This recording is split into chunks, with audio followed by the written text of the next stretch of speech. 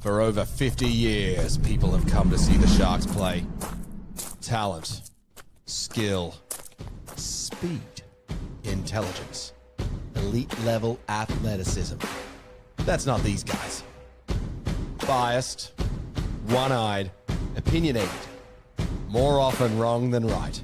They make up for their complete lack of talent with pure dribble, gibberish, and enthusiasm. This is the ET Stand Podcast. Fresh off the bye, the Sharks hit back with a statement. Have they done enough to give us hope with the back end of the season? Yeah, that's right. We're already talking about the end of the season and finals with only 7 games to go. Whew, where has the year gone? Welcome to the ET Stand, the Sharks fans podcast where we let our talking do the football. We're in all the usual places, YouTube, Spotify, Facebook, Instagram, Apple Podcasts, and wherever else you guys want us to be. If we aren't there, let us know and we'll try and get there. While listening, don't forget to like and subscribe. It helps with everything we do. There's also a Discord channel where fans can chat 24/7 and any other topic about the Sharks that takes your fancy. The link will be in the chat and it's definitely down in the description below. Also, don't forget about Super Chats. They're there, they help the channel and will certainly help to get us focused on whatever it is you want us to talk about. Okay, we're a bit light on troops with tonight's episode, but joining me is Lats, who just quietly I lost all appreciation for when he told me that Elmo was his favourite Sesame Street character. How you going, Lats? Yeah, good, mate. Good. Look, who doesn't love Elmo? Like, he's a lovable little character, mate. No, I couldn't put up with that voice for more than 5 minutes myself. I'm a big Snuffleupagus fan myself, but yeah, good, mate. Look, good to be back. Been on a little bit of a hiatus. Been a bit crook, but all fighting fit now, mate. Yeah, I won't ask you to detail the illness. It didn't sound great and leaves you a bit open for taunts. So we'll keep that one. Yeah, mate. The rash is starting to clear up, so that's good. Very good, excellent. Also with us is fill-in guest and ex-Sharkies physio Francis. How are you going, mate? I've noticed your young fella getting a bit of game time as well. How's he going? Yeah, I'm going really well, and he is getting some game time. Managed to get a try a couple of weeks ago for a front rower, so very happy with that. And he had a nasty injury, some months back, fractured shoulder blades over that, and back tackling 120 kilogram blokes firing at him. So yeah, we're going well. Yeah, well done. No, it's good. Good stuff. Also joining us is you, the listeners. Thank you very much for joining us. We've got a short but sweet show coming up, although we have said that before and somehow managed to stretch it into 2 hours. So we will see what happens. In tonight's show, Lats takes us through the socials. We get some final thoughts on the Dolphins game. We'll preview the Roosters match. We'll touch on what's going on at fullback and cover the NRL match against the Cowboys. Now, before we do, got a couple of comments here. One very important one. SJD, knowing the important stats, he says Cookie Monster is number 1. Cookie Monster is very good, very good. I'm going with Grover. Grover is my personal favourite. So just don't get him to be your waiter and bring you the soup. Harley says Riley Jones is signed for the Sharks. Yes, we'll cover that one. The toilet inspector says g'day. And SJD says not yet back, but this could be the beginning of a string of other S-word of wins. Very good. Strong wins is my S-word there for you, mate. And Harley comments that Samuel Stonestreet was back for Newtown Jets. He was, and he scored a try. 2.0 says there's still no Leagues Club. No. Crazily, there is still no Leagues Club a week after announcing that they were going to start building it. All right. Now, before the news becomes the olds, Lats is going to run us through the socials and hit us up with all the latest. Take it away, mate. Alrighty. Look, there's been plenty of praise for the Sharks' very own Superman in Toby Rudolph across not only the socials, but the media in general. And just for that superhuman try-saving effort against the Dolphins last Friday night. Could have really turned our season around, and how he managed to get there is beyond belief, given he was marker on the edge of the field and just down to pure effort managed to get to the ball behind the black dot and deny the Dolphins a certain 4-pointer, which then saw us go down the other end of the field, scoring a try to seal the game. Look, Toby's come out and stated on Triple M that people were stopping him in cafes in the street the following day. They were congratulating him on the way he played and the effort he put in. And he said that's never happened to him before. So it was a pretty nice thing to experience. He said he could get used to it. So it was a huge effort. I know, you and Boldo covered it in the debrief 2.0, Franko. But what did you think of that, Francis? What do you think of that try save? I thought it was fantastic. Out of the blue, as the commentators spoke a lot about, was it Marshall, I think? It was, Marshall King. To dive just that little bit earlier, certain try, but he just got under him, got his fingertip to it, and I pretty much saved the match, I reckon. It was awesome. Yeah, they were massive turnaround. Sort of finding a bit of momentum there, so it was brilliant. Well, Nicho's also been getting plenty of love in the socials for a solid game managing 80-minute performance, which saw him run for 132 metres, bag 2 tries, a try assist, 3 tackle breaks, 2 line breaks, and a line break assist.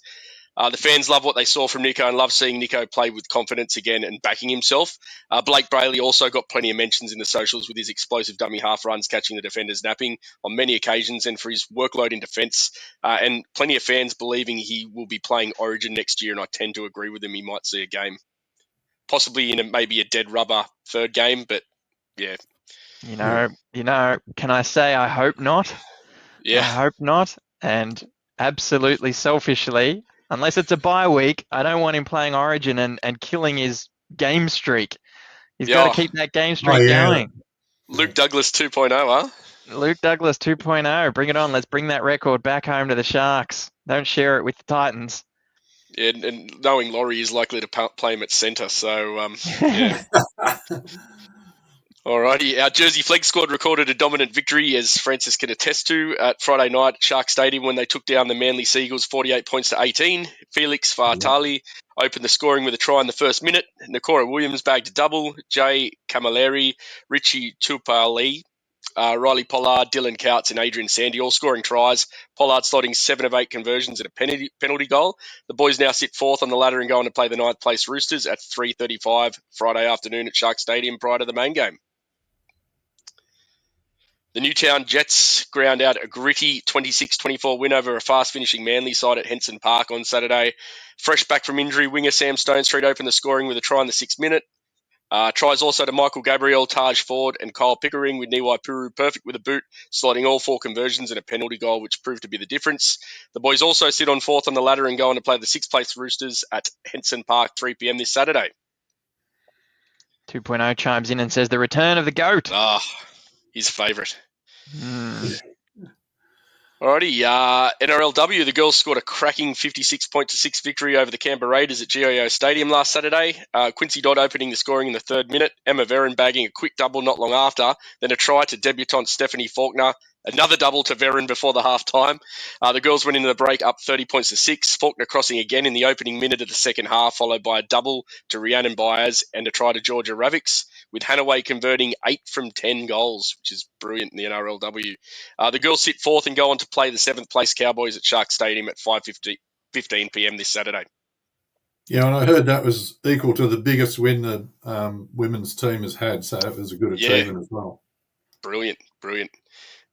Alrighty, the clubs has a new team song sponsor in All Tech Payroll, who have amped up their involvement with the club after already being affiliated for the past 10 years.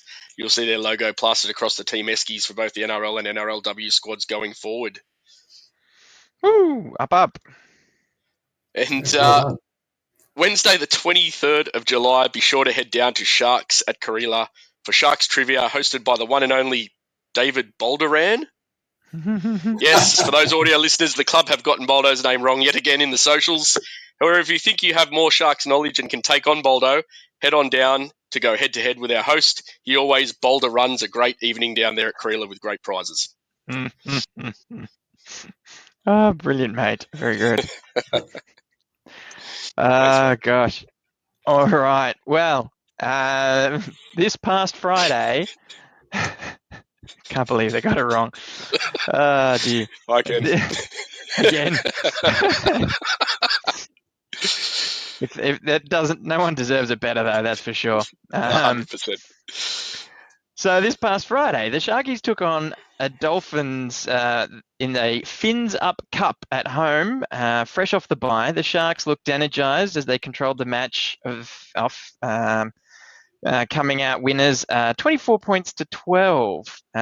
This is brought to you by Morgans and Cronulla, your local stockbroking service, who helps you ask all the questions you should by be asking and think about your investments. Now, are the Sharks back? What was your take on the match, lads? Look, mate, I liked what I saw. It was the first proper 80-minute performance we've put in this year, bar a little defensive lapse for 5 minutes, which were a couple of lucky tries were scored against us that we should have shut down. Very happy with what I saw from Nicho, his confidence there. That was brilliant.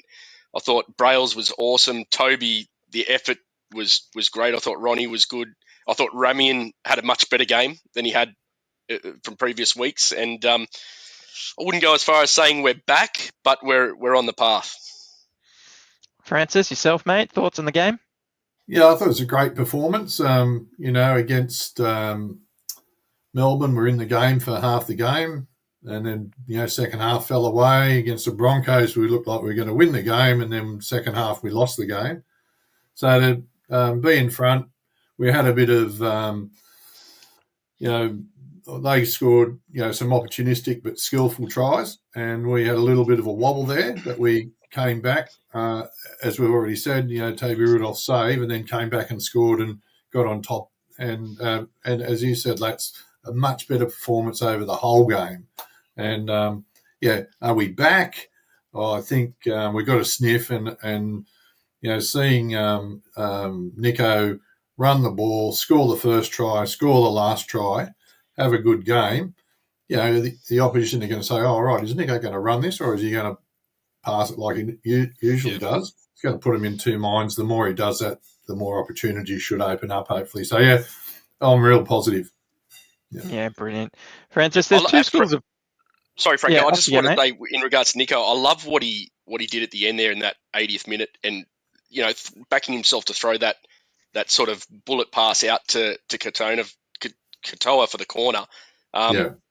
It just proved that it was a proper 80-minute performance. Like he could have just, taken the tackle and we still win, but it helps with our for and against and coming down to the business end of the season.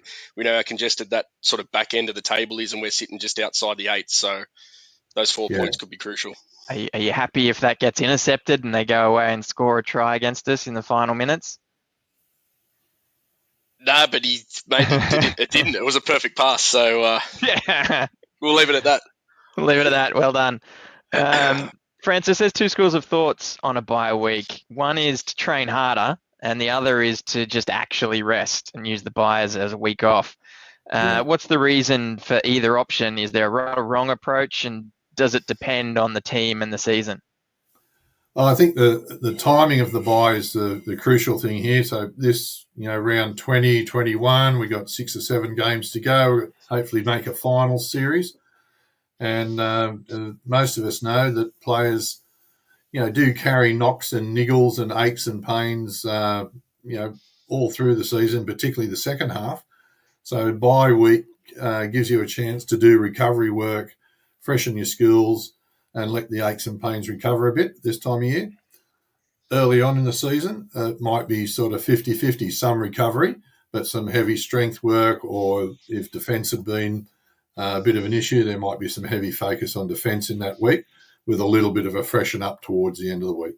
So, I think this time of year, our guys, I don't know for sure, but I would imagine they would have had a lot of recovery, some light skills work and working on their bodies so they're fit for the upcoming games, Yeah, brilliant. Now, you guys mentioned Nicho. Are we at the dawn of a Nichossance?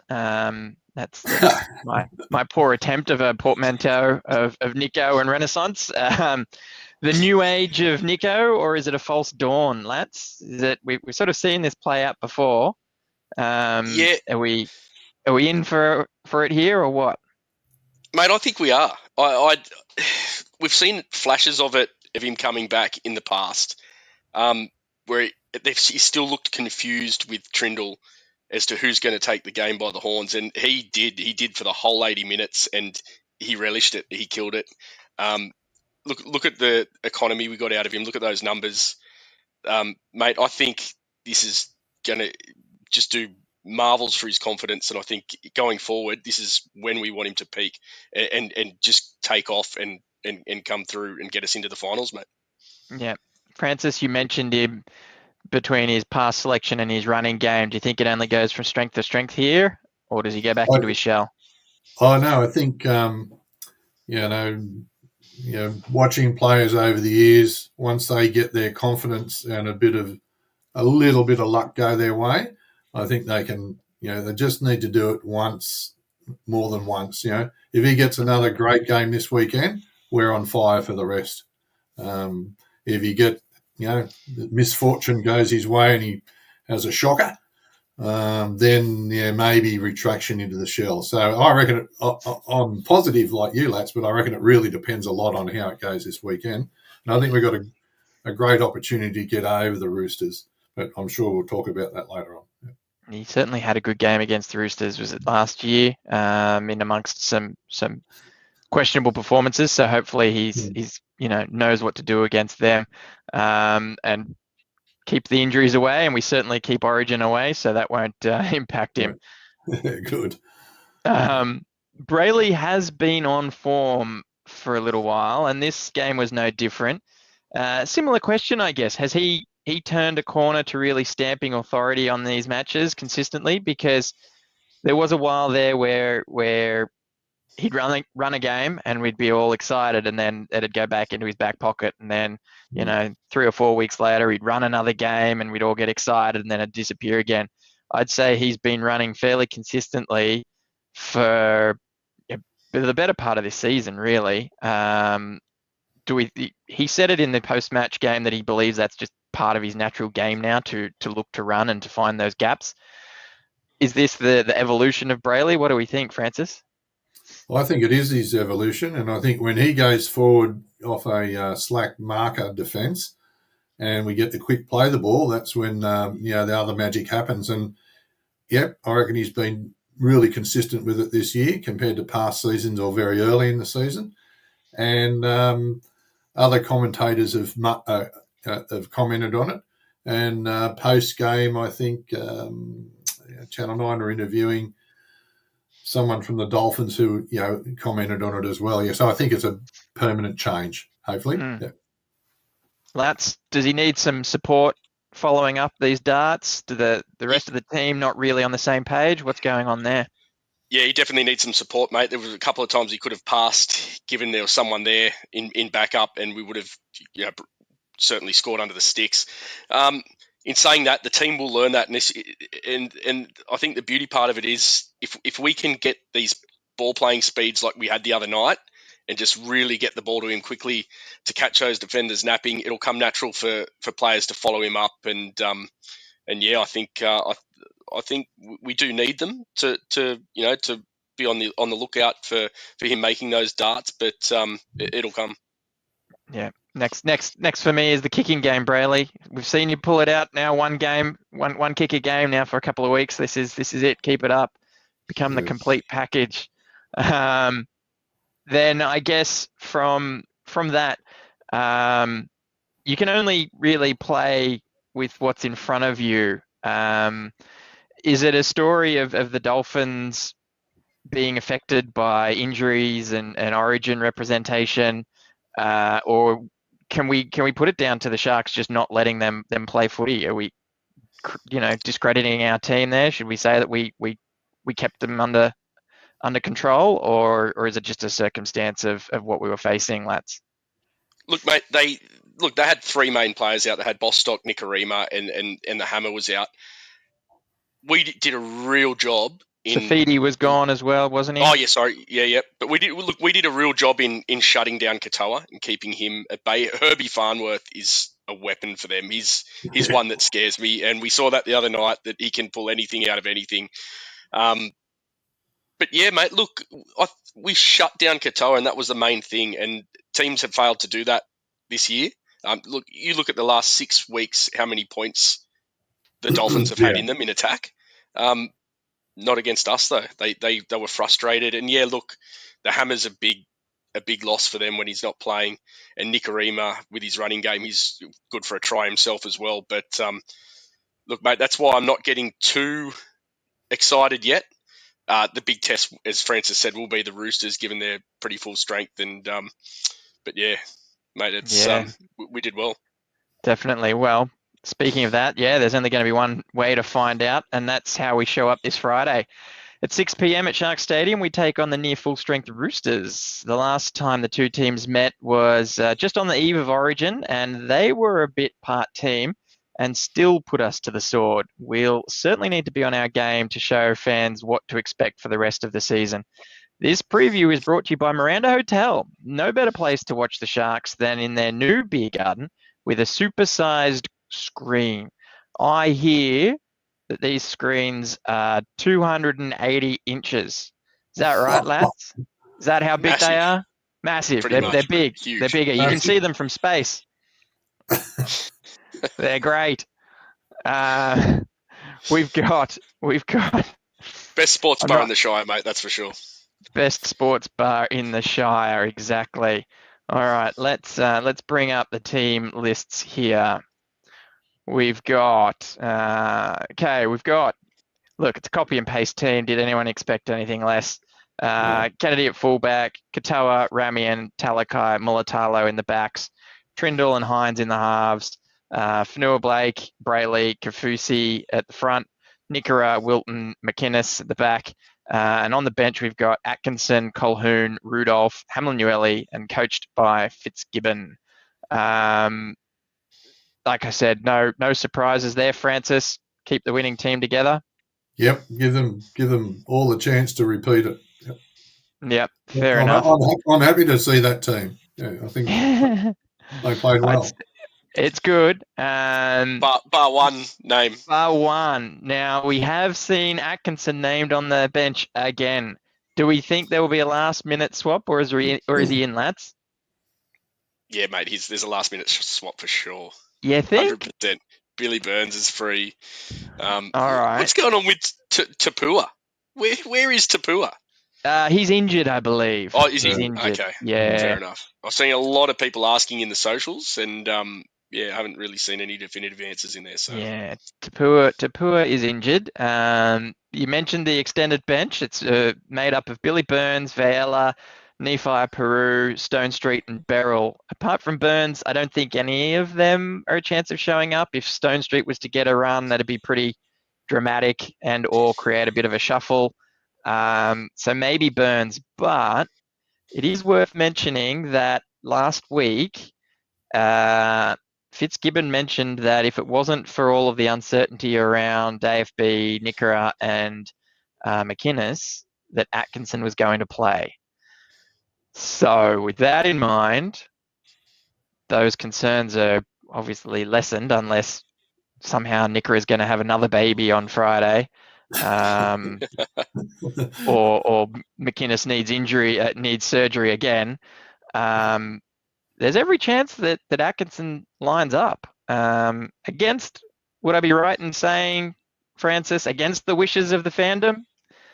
Oh, I think so. Yeah, I think he's lost his golden child appeal from early days. He lost that as soon as he signed with the Dragons, mate. I think that I reckon, just from my little bit of knowledge, I think Felix has gone up in the New South Wales Cup, so maybe Billy Burns will go up and Atkinson will come out. It's just a hunch. Hopefully, I think, for the sanity of some fans, we think we do see an improved 80-minute performance with four forwards on the bench. We don't lose that momentum when Atkinson comes on. We get a little bit more out of someone like Billy Burns or Hohepa. Now, that said, we'll do a couple of quick comments here. 2.0 said Nicho took the game on when he needed to, and the team looked fresh. This was against the Dolphins. He certainly did nail that game. Great performance. SJD says Boldo needs to stop Boldo running his mouth. I agree with that one. Oh, geez, if there was a comment section tonight for the win, that would be it. Oh, mate, SJD's on fire as usual. He's waiting for a Trindle sense instead of the Nicho sense. He's trindling. Yeah. Then we've got a couple more. We'll hold off on a few of these until we see the Roosters team. But SJD's asking if O'Hepper is injured. No, he's not. He is listed for the Jets. He's just not on the extended bench for some reason. They've given Nephi. He was unwell last week. I think he had a virus or something, didn't he? Last week or something. Did he? Okay. All right. To come in. Something I heard he was unwell. He travelled, but yeah, wasn't well. Gotcha. Scotty McLaren says that McInnes would play while having surgery. True. With no anaesthetic. Yeah, correct. And Stuart Campbell says Atco got man of the match for the Jets last week. And as we mentioned in our debrief episode, absolutely great player. That's no knock on him as a player. He just doesn't fit in the team the way we're structured at the moment. So I think we need to remember that we're separating criticism for the player versus the selection choice. But true to form, Williams 2.0 believes Stone Street to 14. I don't think so, mate. I don't think so. All right. And I would say probably the most important comment of the night, Harley reminds us that it's AFB's 200th game. Now, we know how poorly we perform on milestone games. Is that the mock of all mocks? Are we done already? Do we just end the podcast now, Francis? No. 2 milestone games. What's going on? We'll break the hoodoo. You break the hoodoo. Very good. Excellent. All right. Well, we are, it's crazy to think we are doing this episode without our resident Roosters fan in CK. However, since he was caught trying to swap tickets into the Roosters section, we just couldn't let him go on. But it does mean we're going to probably fumble through the Roosters team and not have his particular expertise in who's who in the zoo. There might be a little bit of a boldo. Who the heck is that? But there's one player we certainly know, and that's at 5'8" in Chad Townsend. Okay, so the team lineup is Tedesco at fullback, Tupou, Smith, Teoa. That's... Mate, I was concerned about our chances this week until I saw that Chad Townsend was in the team. I was going to tip him. But no. You dodged it. You dodged it. Plus.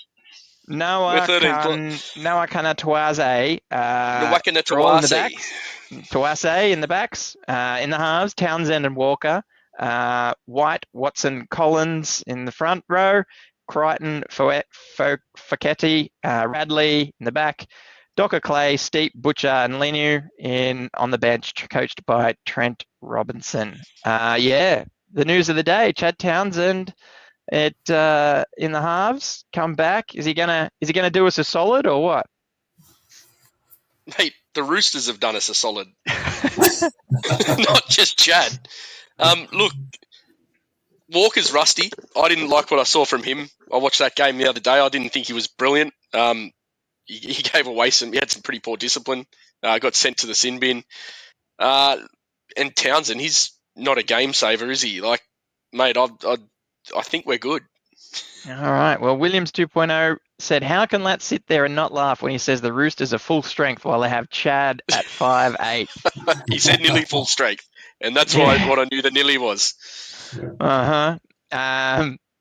Look, Chad's not that bad, is he, Francis? He won us a grand final. He can fill a gap. On his day, he can go well, but he hasn't had the match practice of first grade for a while, so he'll certainly probably be nervous and hopefully makes a few errors. Hopefully, I think it's going to be interesting, as you referred to our last match. We played a team of nobodies against the Roosters. And I think we turned up thinking we'd go through the motions and win, and they flogged us. Surely that's got to be motivation for our guys to get up for this game despite the nearly full-strength Roosters. So I'm expecting home home game advantage, home ground advantage, and get on top of them, even though they're at that strength. Yeah. I hope so. And you know what? Quietly, I hope Chad has a good game, just not good enough to win or do us any harm. I obviously a soft spot for him. He was a local junior that took us to glory. So Yeah, exactly. look, no knocking of He was Chad a for me, Yarrawarra but Tiger, wasn't he? he was, yeah, correct. Mm. He was with a whole string of juniors that came through there. They won everything. Now, thankfully, Hugo Savala can't lay them up for Tupou this match, and at least Tupou won't be leaping against a one-legged Hiroti. That said, Right. what do you reckon? Yeah, what do you reckon, guys? It might be worth doing whatever we can to ensure that Ronaldo is the one defending against Tupou. Yeah. I think. Yeah, 100%. that's what it has to be. Like, Sione's not the tallest bloke, so yeah.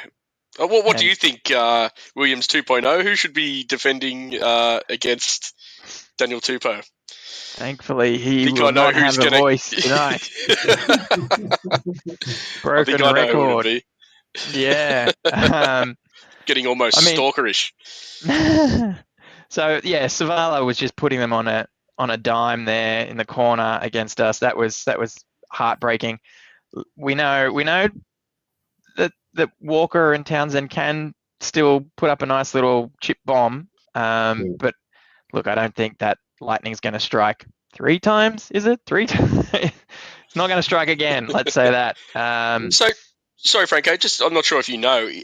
Savala, is he injured or is he just been dropped? He's injured. Yeah, okay. He's injured. Look, I find it surprising that they haven't gone for Sandon Smith over Chad Townsend. Yeah, there are rumours that he is being shopped around to another club for next season, and so with that in mind, this is probably a little bit more fuel to the fire that he's out of the club next year. Might be an attitude issue or something. Could definitely be that. Robinson's done that to players in the past as well, so certainly something that that could be the case. I'm not sure. Obviously, it's all rumor mongering at the moment, but yeah, he's available. They just went for Townsend instead. Maybe Townsend tapped Robinson on the shoulder and said, "Come on, mate, give me some games. It's a Shark Park. I know the blades of grass there like the back of my hand." It's the old crew, yeah. Yeah. I know the way the wind blows. Give me a chance. And Robinson fell for it. But yeah, that's all I've got for you, mate. That's the only reason. But yeah, Savala is injured, so that's why he's not playing. Obviously, Victor Radley's now got his cap on, looking to try and stay healthy. Fair few head knocks, Francis. Is there much you can tell us about what's going on there lately, especially with the Roosters, who generally take this a little bit more seriously than other clubs? Well, traditionally, headgear is to protect the ears and the head from lacerations, and it may soften the blow to the exterior of the skull. But, of course, concussion is a force to the head, and the brain hits the side of your skull on the inside and becomes inflamed or bruised or damaged, and at worst case can bleed. So I think I haven't seen any latest evidence saying that the wearing of a headgear or cap will reduce the severity or incidence of concussion. So I'm, from a research point of view, not saying that I know every bit of new research, but I haven't come across how that's going to help, to be honest, other than perhaps, as I said, protect from lacerations, ears, and maybe give the player a bit more confidence. Yeah, fair enough. Yeah. I didn't think it did much, but obviously there's a perception there, isn't there? And we know Radley plays hard and wants to get on the field. So if that helps him tick whatever box needs to be ticked to let him play and give him that confidence, then they'll go through it. Yeah. Should be running out in stack hats, Franko. Good old bring back the stack hat. Geez, I don't know about that. The shoulder pads would be better. I like the torpedoes. Yeah. Mate, I think the Australian rugby league community thought they were too tough for any kind of protection, and it all went out the window, even though it was pretty good stuff to wear. Up It was there with good those enough. magnetic bracelets that gave you extra powers. Yeah, that's right. I remember those. That was what Benji's special, wasn't it? The power bands. The The power power band. band. That's it.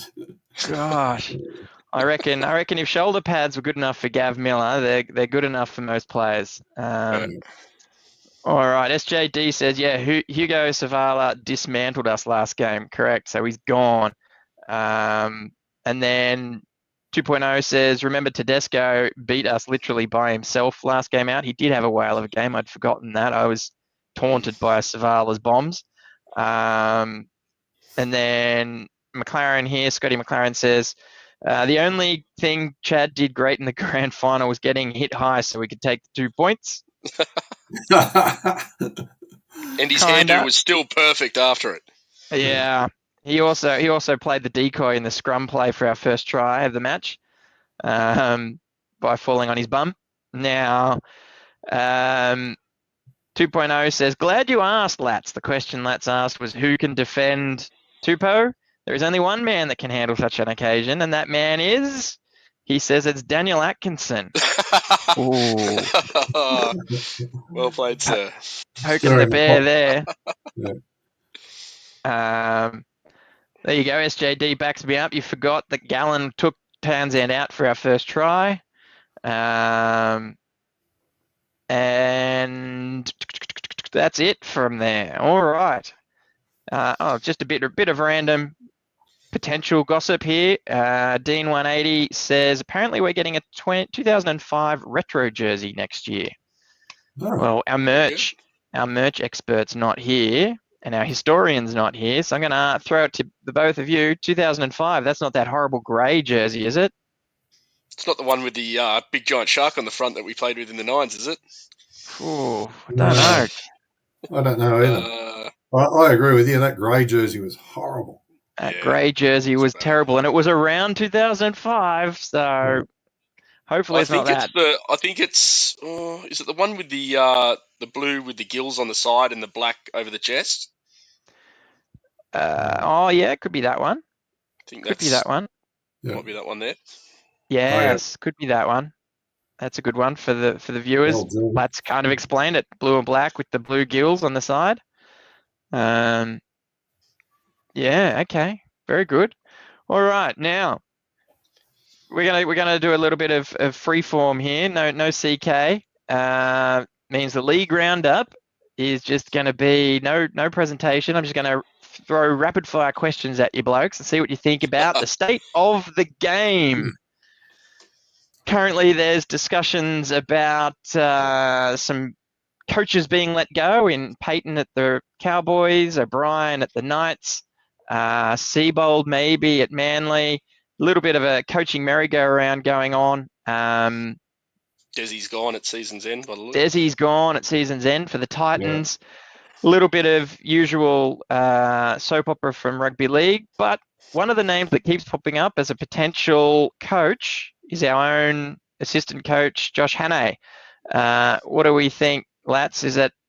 Is he gone? Is he highly regarded? Give us a bit of background about Hannay, his credentials, and what we're going to miss if he goes. You mentioned it earlier, Franko, in our Discord. He hasn't done amazing with his caretaker for us. But in saying that, he's very highly regarded around the league, and every job that comes up, when anyone, their job sounds like it's in doubt, Josh Hannay's mentioned. Before that, it was Riles. He's now gone to the Eels, but mate, it sounds like he's going to be the next coach, like first grade coach. That's for sure. I don't think we'd hold him back from it, or there is discussion like giving people opportunities and letting them go for them. So that Blake Green might replace O'Brien at the Knights. He might just step up from his assistant role into the head coaching role. That's just for the rest of this year, though, I believe, isn't it? Oh, is it? Okay, I thought O'Brien was safe I thought I read that to... today that it was just for the rest of this year. Okay. But yeah, so given that most other are contracted anyway, so unless you go for like the was it the Walker brothers or whoever it was? Yeah, fair enough. Hit up the Francis, Titans. So how important are assistant coaches these days? How much direction do they give to a team? Oh, I think they're a huge asset. You don't have to have a look at Benji, who's in question, but he's got some skill behind him, and I think the assistant coaches need to blend with the head coach, but they're invaluable with their skill set. And I think, as you were saying, Josh Hannay, has been with the Maroons for a couple of seasons. He's had plenty of experience with Cronulla, so I think he'd be searching to take on a first grade coaching top position for sure. Yeah, he was up at the Cowboys there as an assistant for a while as well. So plenty of experience. Probably the next. Speaking to Benji, I find it interesting because he's sort of been thrown in the deep end and he's accepted it. He hasn't really done his apprenticeship in coaching, which you kind of what you want from a coach that's learnt their craft prior to coming in coaching first grade. It's a tough one. He's backed by some powerful figures, but he just doesn't seem to give a toss what anyone thinks. Just does his own thing. Not really getting the results on the field. So I don't know how long that tenure lasts, but yeah, we're short on coaches. So you list 5 available coaches that the clubs are going to want to touch. You're going to find it hard coming up with 5. Yeah, and there's obviously historically since Hannay's name started being raised, there's only been, we'll call it a drip feed of positions where multiple coaches have been sort of fighting for the one role every year or so. Yep. This seems to be a glut of opportunity, and surely he's going to get one of them, right? Yeah. Yep. So watch this space, guys. There's some movement afoot, and our very own Josh Hannay could be a part of it.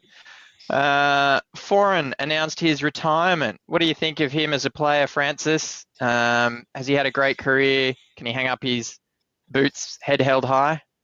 Yeah, I think he can. Early in his career, is unstoppable. Difficult to predict what he was doing. He could read a game, hold a pass, take the tackle, and put people in holes and do it repeatedly.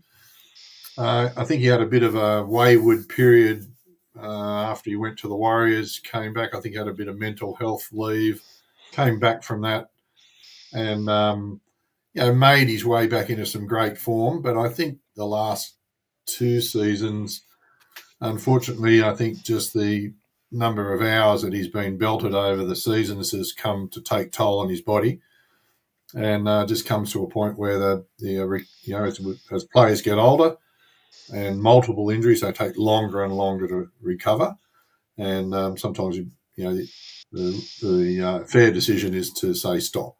And maybe we don't know, but Cody Walker, I think earlier in the week announced that he's probably not going to be playing for the rest of the season, and he's had a shocking run of soft tissue injuries over the last sort of 18 months. He may be having to take time off to try and get his body right for next season. That's how severe it can be when players get on a little bit in age. Yeah.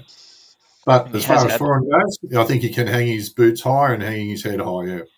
Yeah, he's certainly had a long career through multiple clubs.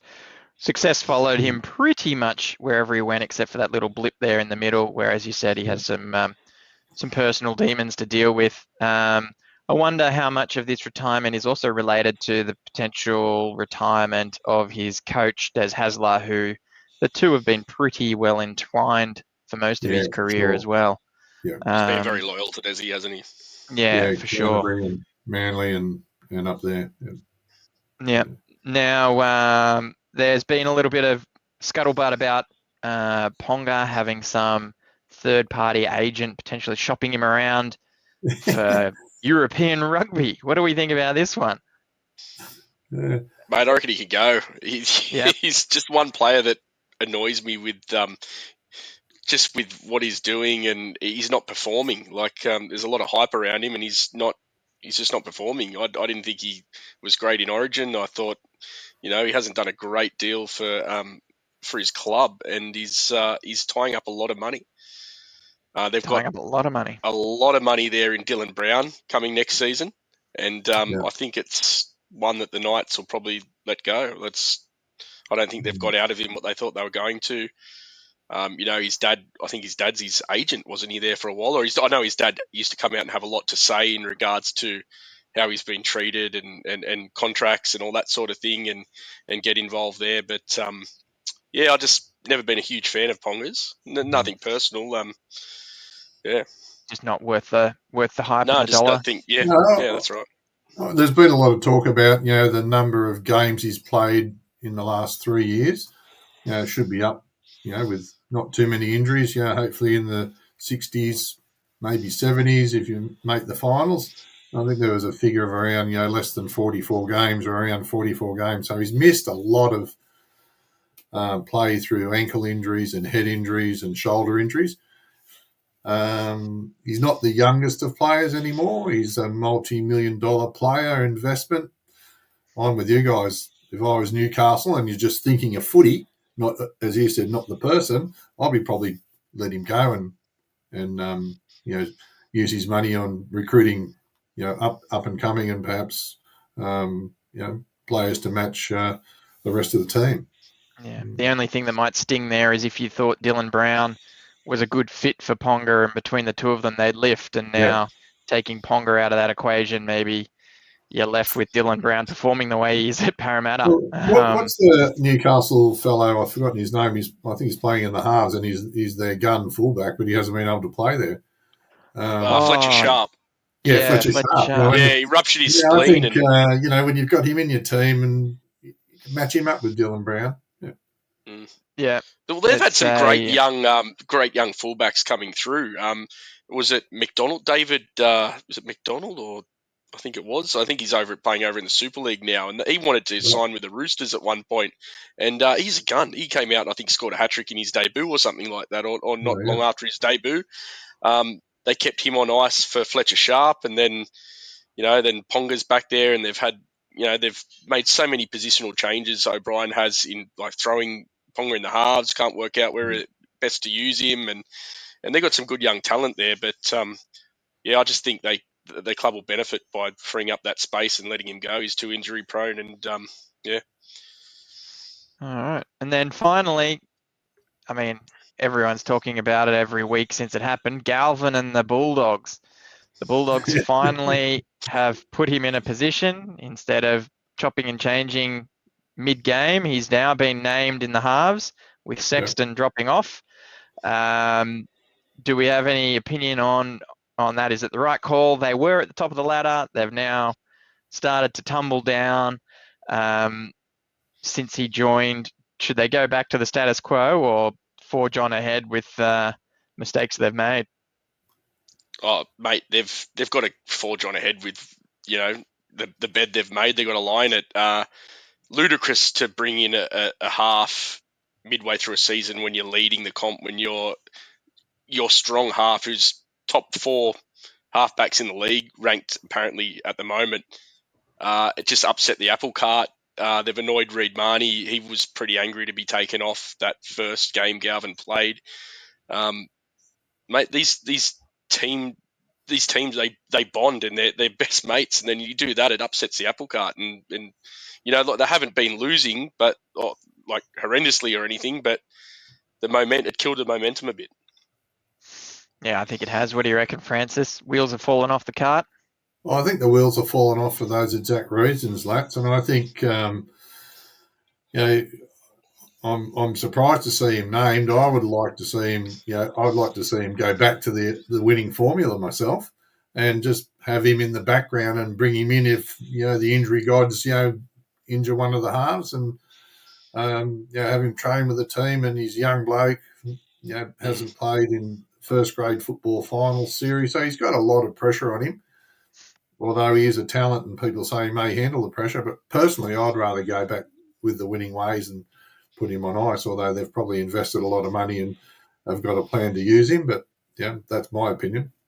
Yeah, I think you're right there, Francis. I think look, they just wanted to jag him, and they did.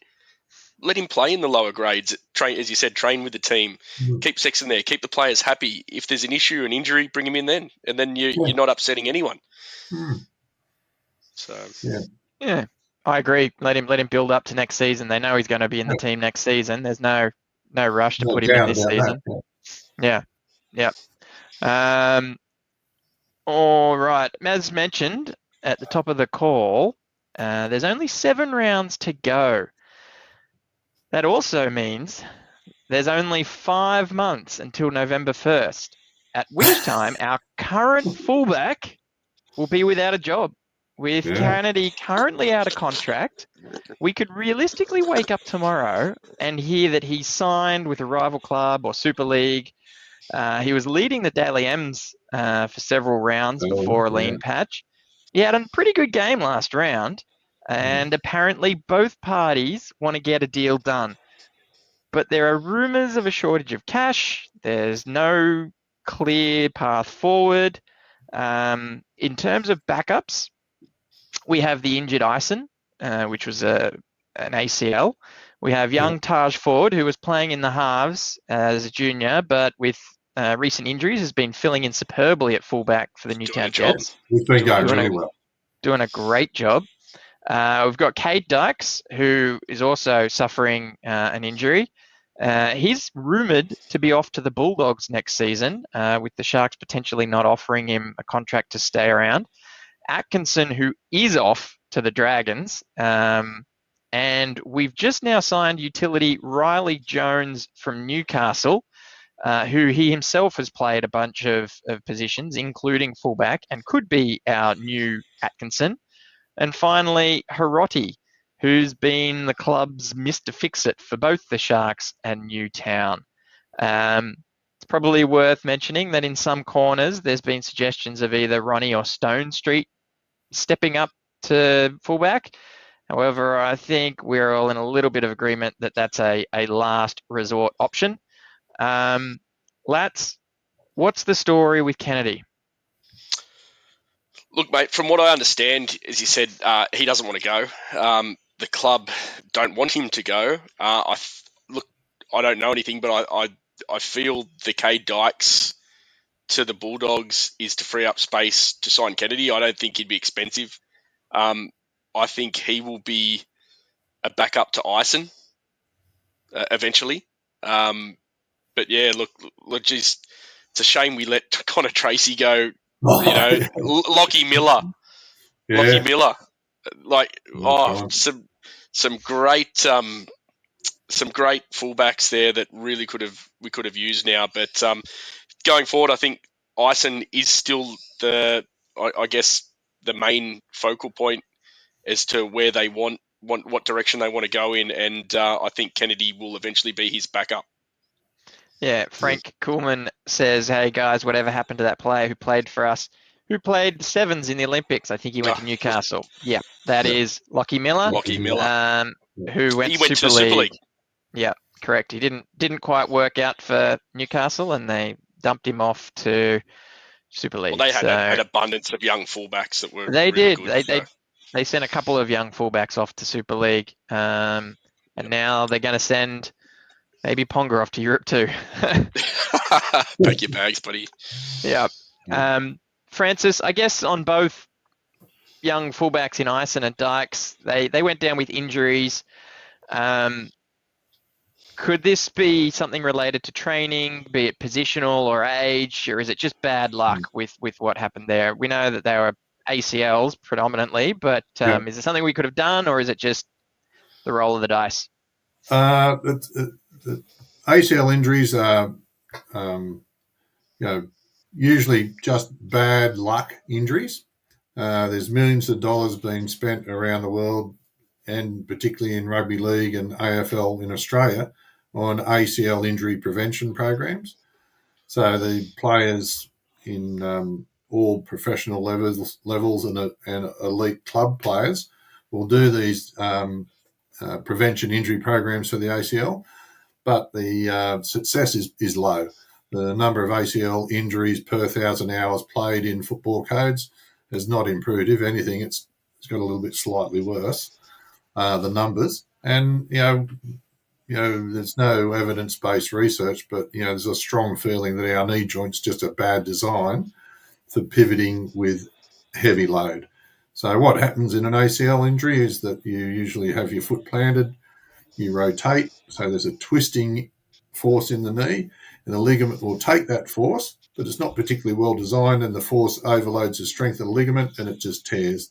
And that's when you see that sort of buckling or giving way of the knee, and often looks like an insignificant type of injury, but it's the force of the twist and the movement of the body that just causes the ligament to fail.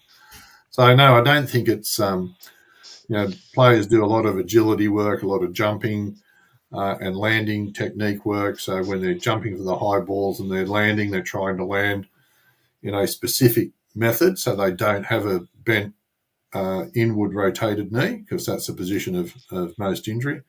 It's a shocker. It's usually season ending, and often with players it takes half a season for them to get used to playing on that new knee again, because you'll never have a knee that's 100% because it's not. It's had reconstruction and ligaments inserted to do the tendons inserted to do the job of ligaments. So they've got to get the balance, their coordination, their strength and speed back. And that's when you have players that have had 2 or 3 ACL reconstructions performing fantastically. That's why people just go, wow, that's awesome, because in some ways you think it couldn't be. And the other one, Cade Dice, was unfortunate this year in his comeback, was to rupture the patella tendon. The tendon comes off the kneecap down onto your shin. So, yes, that's a very severe injury for any athlete. So, he's had a lot of bad luck. Yeah, let's mentioned Connor Tracy, who we know had 3 ACLs in a row, right? But since coming back from those has gone on strength to strength, and touch wood continues to do so. So there is certainly light at the end of the tunnel for these young kids who are getting these setbacks now in their career. I find it interesting. We tend to see most of the non-contact ones come through the smaller set players, the dynamic players, and I'm assuming that's just down to pivoting, changing direction at speed, and whatnot. Whereas the forwards seem to cop all the tackle ACLs, where they've got 5 blokes hanging off them and they're trying to look at turn and spin and offload and that sort of thing. And I think you're right. So we're just going to put that down to bad luck, and more importantly for the Sharks, bad timing, because we're in a position where arguably our 2 best backup options for Will Kennedy are laid up on an injury bed, and unfortunately we can't sort of see what they've got to offer and what their futures might be in comparison to what Kennedy is giving us. I guess it's very unfortunate for us and very fortunate for the Bulldogs if they get him, because they're going to get Cade cheap, and if they can get him fit and firing, he's their future fullback. He'll succeed Connor Tracy, and they've got a good one in him, which is very unfortunate for us. Yeah, we know they were trying to get him before we signed him to this current contract, so they've sort of stuck around and kept him in the back of their thoughts. And we've got nothing out of him, unfortunately. But good luck to him going forward. You don't like to see these players with these injuries, and you wish them all the best. Absolutely. Hopefully, if he does go, hopefully he's a Shire boy and has the Sharks close to his heart. And if he does have a wow of a career at some stage, if position permitting, he comes back and performs for us, similar to his old man after coming back from Para. Like the Chad coming back from the Warriors. Or like the Chad coming back from the Warriors. Metcalf, get over your ACL, get healthy, and then you come back from the Warriors too. Yeah, exactly. Bring the farm back. All right. Now, I guess out of those options, your preference there, Lats, is continue with Kennedy. Hopefully we can get a deal signed, and then look to Ison for the future. Look to bring Ison through, and we know we've got a good backup in Will, and he's happy because he's local. He's staying with family, and All right. And what is your thoughts? I have big raps on him. You might have a bit more knowledge on him, Francis, through your boy. Young Taj Ford, what do you think about him and his prospects?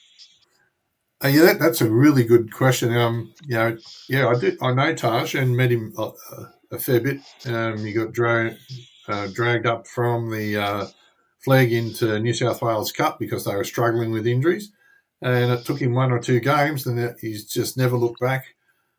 Silky hands, fast, good step.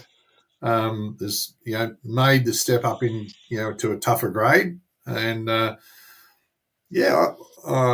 think he's got potential. I mean, we didn't really just mention his name as perhaps staying on as fullback, but he's made some clutch try-scoring efforts for New South Wales Cup that's got him through some tight games. And he's not a big fellow. He's, as you mentioned, Lats, he's slight, but he's plays well above his weight. So I like him a lot. Yeah.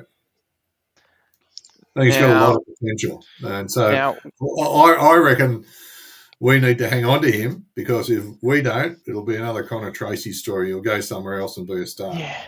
Now, what if I was to tell you? What if I was to tell you that Taj and Ison are the same age? Well, that's does that makes them almost teammates but competitors. Yeah. So that's the way footy goes. You can't that's have the way more. footy goes, exactly. So yeah, both young, promising kids. Obviously, I mentioned that Taj played for Flegg. He was in the halves at 5'8" there, and was in my opinion doing an outstanding job there next to Riley Pollard. But moving up a grade and changing positions to fullback, he has not taken a backward step, and I think that shows his versatility and promise for the club. So yeah, watch this space. But Ison, I think we've sort of played our cards a little bit by signing him to a new 2-year contract. He's already had a game of first grade. So that's probably the thinking of the Sharks, but hopefully something can be done with Kennedy. But as I said, time is starting to run out, and a decision will need to be made soon, because November 1st will roll around and you won't have a job. So let's see what happens. All right, a couple more comments that have come through here. Our resident merch, Maz Dad, who is also CK, says, "Come on, guys, it's the LG jersey. Lats is right. The blue and black with the gills. So well done." Boulderman kicks in and he says, "I think the Nigel Vungana era." Money bag. And Stuart Campbell also says, "I think it's a black jersey, because I have that one." So here's a question, people. If you already have the original, are you re-buying the retro jersey? And if so... I did it last year, Franko. You did? Why? The Reebok jersey. It's awesome, because I love that jersey so much, and it was just nice to have a fresh take on it. It looked good. Very good. Okay. I've got to see it before I agree to buy it, though, because some of them just don't work. All right. Very good.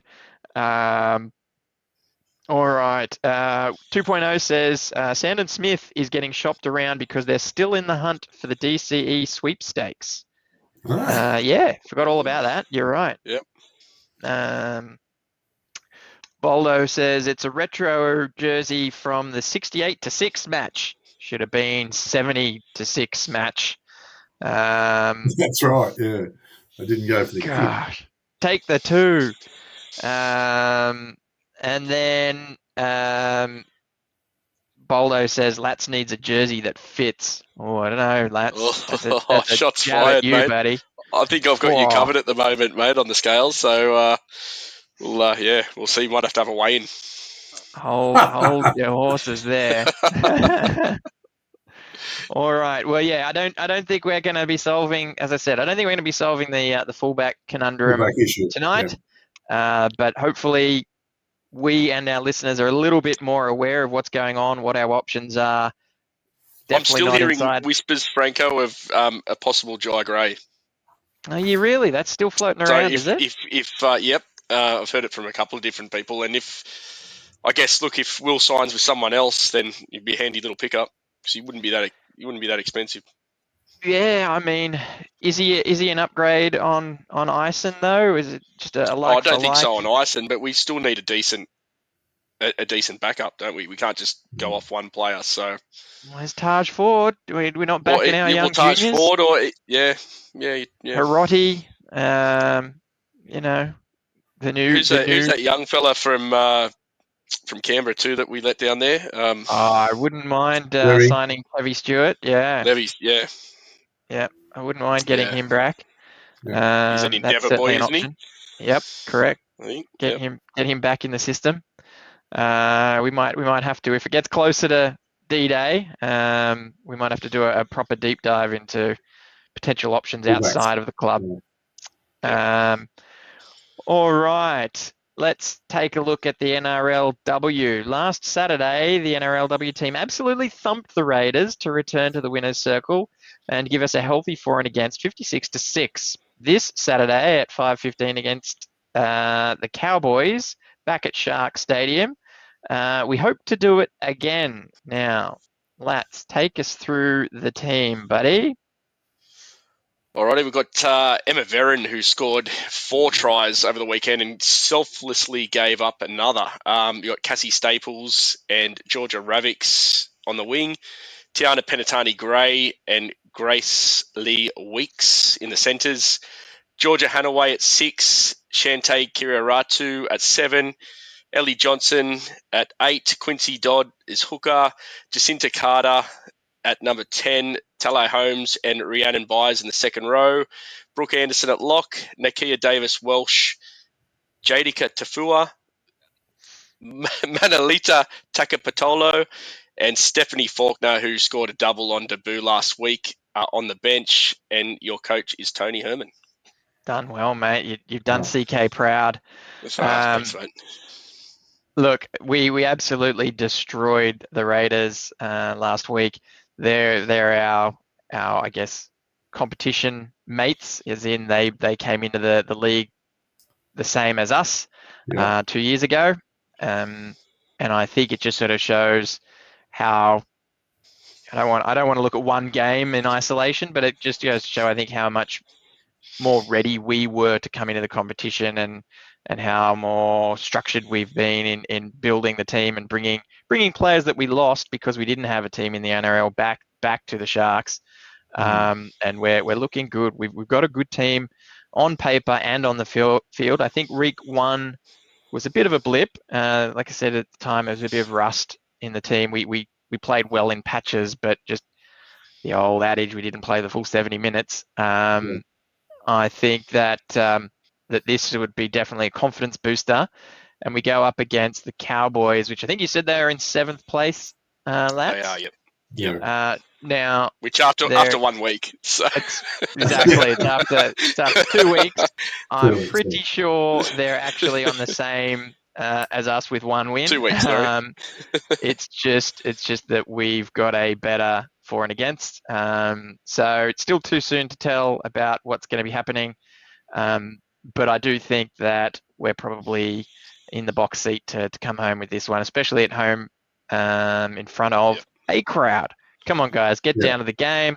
It is actually quite entertaining. I don't know if you watch it on TV or down at the ground, but I really enjoyed the women's matches, particularly last year. This year, we're showing that we're going from strength to strength. I think we've got a complete package on the field, and we're only going to go better. I think we're certainly going to be up for a fight, the title at the end of the season. Whether it's against the Roosters again, tough to tell, but they are certainly the favourites.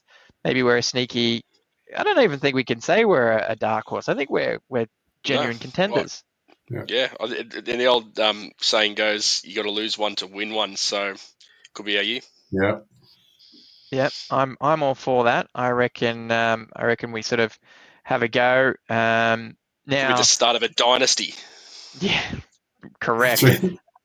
We'll do one better than 4. We'll go 5-peat, which I'm brave saying, considering that the 5-peat could potentially still be on for the Panthers. That's all right, But apparently Boldo's got a hot tip that Jada Taylor will hoping to be back by Magic Round. Which is in Newcastle this year, isn't it? Which First is ever in Magic Round for the Newcastle. ladies. Awesome. Yep. That'd be awesome to go. That would be a lot of fun to go to. Now, it's going to be hard to slot in with Emma Veron pulling off try savers like she did in week 1 and scoring 4 tries like she did in week 2. In one half of football. In one half of football. Yeah, amazing. But I think she's probably good enough to slot anywhere in the team and make an impact, right? So we'll make it work, I think. I personally think Tali Holmes has been impressive for us, real go-getter. And not to mention, I think the MVP of the whole competition is Tiana Penatani-Gray. She's awesome. Yep. She's an absolute superstar. Great in the media too. Yeah. Cover of the new rugby league game. Mm-hmm. Yep. And general appearance on random ads across the networks. So yeah, doing it well, kicking goals everywhere, which is pretty good. Do you guys have anything else you'd like? Sorry, I saw a great little interview. I think it was on Fox, where she interviewed Sione as the Tongan fisherman, and just a little bit of a backstory into how he got into fishing and his life. And it was a really good little piece. If you can come across it, we might have to try and find it and post it up on in our socials. Sounds good. Sounds like a plan. I missed that, so I'd be interested in hearing it. Yeah. So good shout out, mate. Anything else you guys want to add about this game coming up? No, mate. I think we're comfortably winning. We're good. Yeah, we're good, mate. We're good. I think I thought Quincy Dodd had a great game. Yeah. Yeah. Obviously, she's another one, right? That's why we've got such a good team. We're so strong across the park. You got Johnson up front that is just an absolute powerhouse. Emma Veron, formerly Tonegado, was brilliant. Yeah, mate, just what a squad. Yeah, absolutely. So, yeah, pretty proud of our girls. I think they're going to do a great job for us. Now, Francis, you did remind me there by telling us who you think's going to win this match. We did not cover who you think's going to win the Roosters game. So, Lats, who do you think's going to win against the Roosters? Mate, as I said, before 4 o'clock this afternoon, I was saying the Roosters, then I saw the Chad was in, and I think we win 13 plus.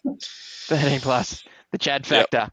Chad to kick out on the full twice. Ooh, all right. And not when Francis, going for penalty. Thoughts, mate? Sharks all the way. I don't know, it'd be 13 plus. I think, Sharks by 8. Sharks by 8. All right. Yeah, I think they've made you believe, haven't they, Franko? They've made you to start believing again. They have. I think, we looked good last week. I think we're in a different mindset with Nicho firing, Brayley at the helm. I think we're gonna shake it up and come home with a win. Hopefully, by playing at home, it's a bit of an awkward time, the early game on a Friday, but hopefully we get a bit of a crowd show up and really just sort of take it to them. I think they might be a little bit disjointed with Townsend there. You're right. I think he does fill a role adequately, but at this stage, just his first game in firsts for quite some time, I think it's going to be a little bit more difficult. Second. And Walker's second. Yeah, exactly. Yeah. Boldo says he's tipping the Sharks by 2. By 1.8. One field goal, one long distance field goal. I'm going to say we win. I was 1 try off predicting the correct score for the Dolphins match. This game, no. 1 try what way? No, over or under. I thought we were going to go an extra try, so under. Okay. I was 1 try under. I thought we'd get 30. I'm going to say, it's going to be a tight one. I'm going to say, just 1 try and at 6 points. And it won't be a converted try. We'll have got a penalty goal somewhere to get it to 6. Is my call. Very specific. Yeah. Well, hey, I'm not saying that their 5'8's going to kick out on the full twice. So I think I'm in the clear. Call him a 5'8, please. No. Jokes. I love the chat. Can you frame a market around that one, lads? Gamble We'll see. responsibly. I'll have to have a chat to Joel Kane and see if we can get it to happen. Perfect. Very good. All right. Apparently, there's a fun fact with Francis. What have you got for us, Francis?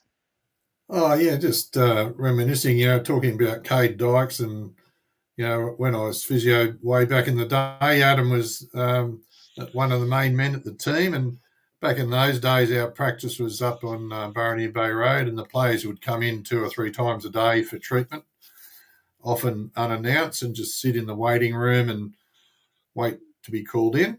And that was a little awkward at times, but patients found it very exciting because often their idols would saunter in and they'd just be thrilled to see them. And this particular day back in 2001, young Boldo had broken his leg. He was in getting rehab. In those days, we didn't have sort of walled cubicles or even curtain cubicles. The beds were fairly open plan and relatively adjacent to each other. And Boldo was there, and unfortunately, Adam Dykes had to come in for treatment and get the bed next to Boldo. And I couldn't get Boldo to stop asking him questions. And when his treatment had finished, he didn't want to get out of the room.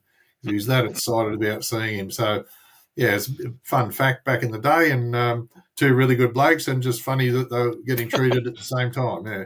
And Adam Dykes couldn't leave quick enough. Now, what you don't know, Francis, is before that particular altercation, Boldo was a massive Dragons fan. He loved the Dragons, and then that turned him on to the Sharks. So there you go. There you go. I didn't know that. I'm waiting for the private chat to light up, Franko. Oh, he's going to be burning at this. Well, now the truth is out. The truth is out. I bet that's what Boldo does now, Francis. He just wanders in your waiting room and sits there, doesn't make an appointment, just expects to be seen. He's always welcome. You'd have your hands full with him. He gets plenty of injuries, that bloke. Mm-hmm. Made of glass, that guy. SJD says, we will lose or win by 19 plus. So it's certainly going to be one-way traffic in his mind. All right. Well, is there anything else you guys want to cover? Anything we've missed? Have I? No, I think we've covered about everything. So I think August the 3rd is the game against the Cowboys, and it's a Paul Green medal, which is very respectful. And the Great Whites group, which is the ex-players and officials, have their get-together on that day. So that's just a bit of interest for everybody. Awesome. We usually get together in our leagues club. So we're going to meet at Woolooware Golf Club for a few hours, and then we usually walk down as a group and watch the game. Not sure if we'll do walk around the oval this year or whether that's canned. Yeah, but that's coming up, so that's a point of interest. Yeah. Exciting. Yeah, I always enjoy that. Hopefully the walk around the field does happen, because I think that's a pretty special part of that, to see your favourite players trundling around and have a bit of a wave and lap up the atmosphere. So, no, that'd be good. Brilliant for sure. Or your favourite physio. Yeah. Or your favourite physio, yeah. Yeah, good. Not your favourite podcaster, that's for sure. Keep Boldo off the field. Correct. Otherwise, you'll be treating him on Monday. As we said, that guy can find an injury. That's why they got rid of the big blow up Pepsi balls at halftime, because of Boldo. They were worried he would die and get sued. All right. Well, It's gone off course, isn't it? Yeah, mate. Look, I'm good. With Boldo, mate, he says he can cut us off at any time, especially me. I don't know what he's angry or upset about. We all knew he was a Dragon supporter. Yeah. But yeah, everyone, do not forget to like and subscribe. Give us a bonus like if you believe the fact that Boldo was a Dragons fan. It's certainly something that is true, and we can update Wikipedia or something to make sure that one sticks. If you missed us live, comment down below. if you want to see how all the discussions went through the week of when the news goes live or after a game, you can jump on our Discord and be part of the discussions through there. The link was in comments and is down below in the description of the video. Coming up from us is our regular debrief, as close to full time as we can get it. It's difficult to get home from the home games and then jump on live, but that's always the plan. This one, Boldo will be leading the charge, and he claims to certainly be back and live before the halftime show of the next game. So that'll be fun. Boldo will also be hosting the next Cronulla Sharks Trivia Night, as Lats alluded to at the beginning, at Karela. For everyone who's been, you can definitely attest to how much fun it is and how much effort Boldo puts into those nights. He did say it's Wednesday night, which I'm assuming is next week. Otherwise, he would have said tomorrow. You've 23rd. Got the date. You mentioned 23rd, it. 23rd, mate. Yeah. Yep. 23rd, get down there at Karela, have a bit of fun and test your knowledge up against like-minded Sharks fans. Thanks very much, Lats and Francis, for joining me on tonight. I've had fun. Hopefully you guys have as well. It's been awesome, mate. Yeah, brilliant. awesome. Very good. And thanks very much for you, the listeners, coming on and sharing the night with us, commenting, having a bit of a laugh. And for those of you that listen on delay, we managed to finish this one and wrap it up in under an hour and a half. So that's a record for me, I think. Let's go, Sharkies. Up. We're done. Ooh. For over 50 years, people have come to see the Sharks play. Talent, skill, speed, intelligence, elite-level athleticism. That's not these guys. Biased, one-eyed, opinionated. More often wrong than right. They make up for their complete lack of talent with pure dribble, gibberish, and enthusiasm. This is the E.T. Stand Podcast.